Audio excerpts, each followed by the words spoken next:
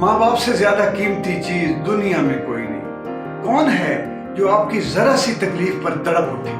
कौन है जब आप खामोश बैठे हों तो आपकी खामोशी पर गौर करे कि कहीं हमारी औलाद, हमारे बच्चे, हमारी बेटी या हमारा बेटा उदास तो नहीं है?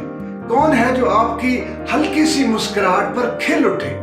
कौन है जो आपके तहफ़्फ़ुज़ के लिए हर वक्त आपके ऊपर परों को फैलाए रखे और आप पर धूप ना आने दे, साइबान बन जाए, आपकी प्यास, आपकी भूख अपने जिम्मे ले ले और अपनी खुशियां आपको दे, आपकी तकलीफें अपने जिम्मे ले ले।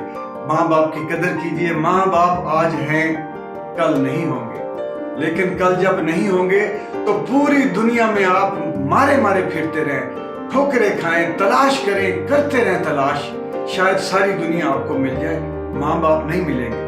ये जब तक हैं इनकी कदर कीजिए, इनसे प्यार कीजिए, इनकी खिदमत कीजिए, इनकी दुआएं लीजिए। माँ बाप हैं, माँ बाप से बढ़ के दुनिया का कोई रिश्ता, कोई दोस्त, कोई अजीज आपके साथ उस तरह मोहब्बत नहीं कर सकता जिस तरह के माँ बाप करते हैं, क्योंकि ये माँ बाप की फितरत का हिस्सा है।